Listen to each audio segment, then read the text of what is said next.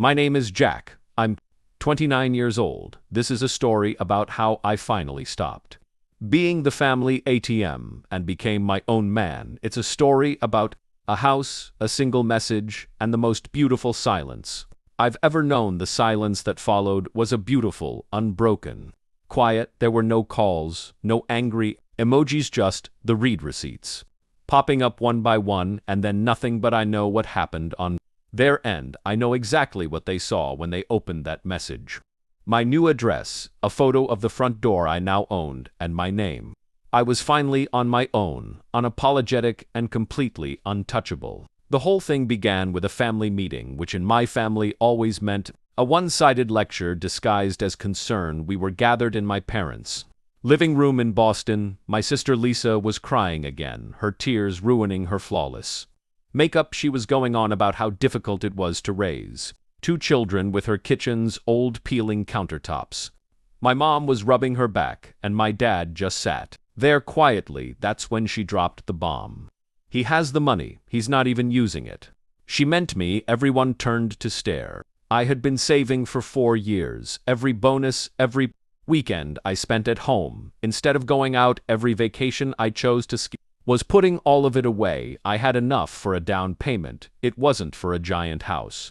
Just a modest place that was mine, a sanctuary that was quiet and secure. Lisa knew this, so did my parents, both 56.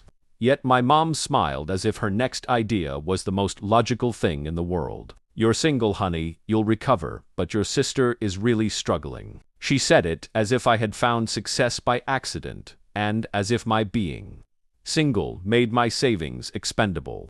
I didn't argue, I didn't get emotional, I didn't even flinch. I just nodded slowly. That was their big mistake. They thought my silence meant I was giving up. I pretended to consider their plan. I asked thoughtful questions.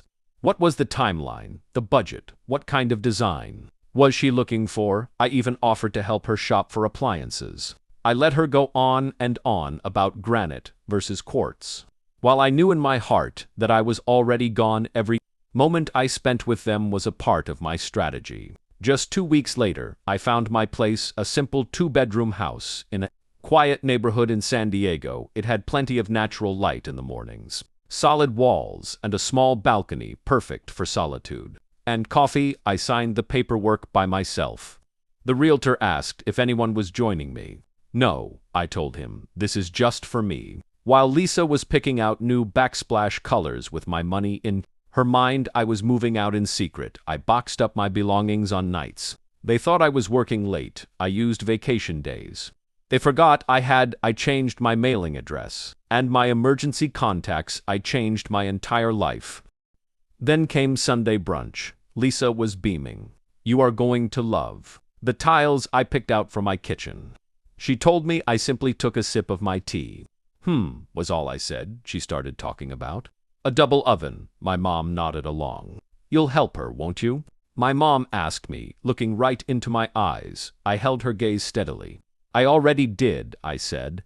That night, I sent the message. It went to the family group chat. There was no explanation. It just said, "Just moved in. Here's the address, in case of emergency." A picture was attached. It showed me on my new doorstep, with the keys in my hand and a sharp smile on my face.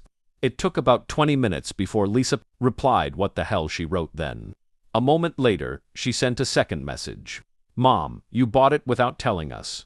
As if they had a right to my independence. I didn't respond. I didn't owe them anything. The fallout was just what I expected. Lisa called 3 times. Her voicemails were filled with guilt, then anger, then finally just silence. My mom showed up at my old apartment. The next morning, she was too late. The landlord had already changed the locks. My dad sent me a single text message. "This isn't like you," it said, but it was exactly like me.